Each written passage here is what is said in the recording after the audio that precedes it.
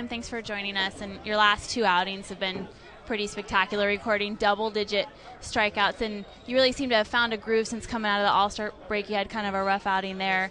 Do you feel like you found a groove, and how do you deal with the ups and downs in this game? Well, I mean, you just know that that's going to be part of the game. I mean, it's not like everything's always got to be perfect or everything's got to always be bad. You just got to try to stay even keel in between that and, not let it affect you emotionally and, take you out of your element, I guess you can say. And as far as the last couple outings and the success, it's just kind of, me focusing a little bit more in between innings and my workout pitches and, taking my bullpens a little bit more seriously. Try not to walk guys a lot, trying to get ahead in the count, and I've been utilizing my my curveball and my changeup a little bit more than usual, so that's been helping me.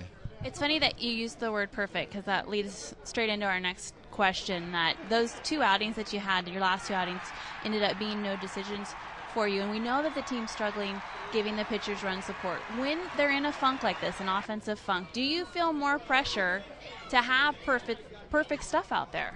No, not really. I mean, you just kind of have to roll with the punches. I mean, whether your teams come out and score 7 runs for you or they score 1 run, you got to go out there with the same kind of mentality that you're going to try and get the job done and give your team a chance to win.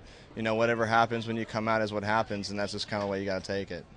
Entering this week, you are leading the majors in strikeouts, and you are in the top 5 in ERA. What would it mean to you to nab one of those titles this season? I mean a lot, but I mean at this point right now in the season, I mean we still got a lot of ball to play.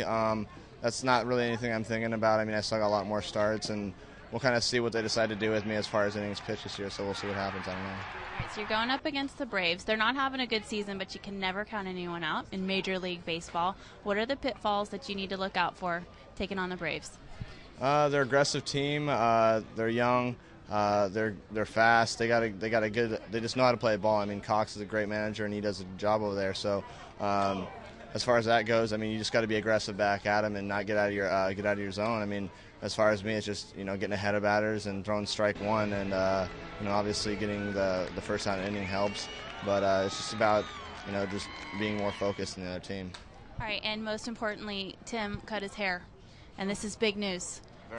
Very important news. What caused you to cut your hair? Did you think maybe you were looking too old, Tim? What was going on there?